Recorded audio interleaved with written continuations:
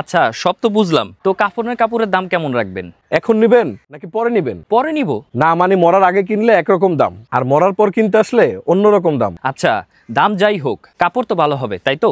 সুতি নিবেন নাকি পলিস্টার নিবেন? ভাই পলিস্টার কাপড়ে আমার খুব গরম লাগে, আপনি সুতি কাপড় সম্পর্কে বলেন। আপনার জন্য নিবেন? হ্যাঁ ভাই, মৃত্যুর পরে কারো বোঝা যাতে না হই। আপনার কথায় তো যুক্তি আছে। ভাই কবরস্থানের জমি 20% ডিসকাউন্ট চলতেছে, বুকিং দিবেন নাকি? কি বলেন ভাই, কবর দিতে টাকাও লাগে? ভাই এদেশে জন্ম নিলেও টাকা লাগে, মরতেও টাকা লাগে। আচ্ছা বুঝলাম, দাম কেমন? পার স্কোয়ার ফিট 50,000 টাকা চলতেছে। আপনি যদি 50 স্কোয়ার ফিট জমি নেন তাহলে 25 লাখ টাকা, তবে আপনি যদি এখন বুকিং দেন তাহলে 20 লাখ টাকা লাগবে। 20 লাখ টাকা? আমার কবরস্থান দরকার, বেডরুম না। জায়গাটা দেখছেন, একেবারেই রাস্তার পাশে, কাছেই শপিং মল, স্কুল কলেজ হাসপাতাল, এটা তো আপনার হাতের নাগালেই। এটা আপনার জন্য বেস্ট ইনভেস্টমেন্ট।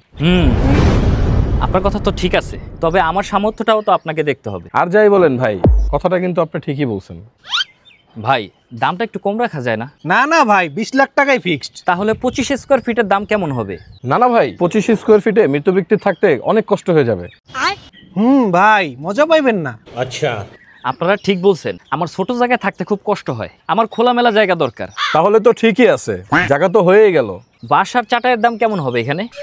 ভাই কাঁচা বাঁশ নাকি পাকা বাঁশ? কাঁচা আর পাকা বাঁশের মধ্যে পার্থক্য কি?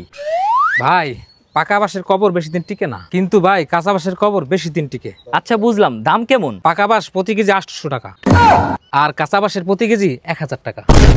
কি বলেন, 1000 টাকা কেজি? মেরে ফেলবেন নাকি? ভাই না মরলে এখানে আসবেন কিভাবে? ভাই এটা তো বাঁশ, চন্দন কাঠ না। ভাই কি করবেন বলেন, সভা সেমিনারে এই জায়গার বাঁশের অনেক চাহিদা। আচ্ছা আর খাটিয়ার রেট কেমন? ঘন্টা প্রতি 500 টাকা, তাও এটা ডিসকাউন্ট প্রাইস। ভাই এটা কি খাটের ভাড়া চাইলেন নাকি বাসা ভাড়া চাইলেন? কি করবেন ভাই, ব্যাড ট্যাক্সের একটা ব্যাপার স্যাপার আছে তো।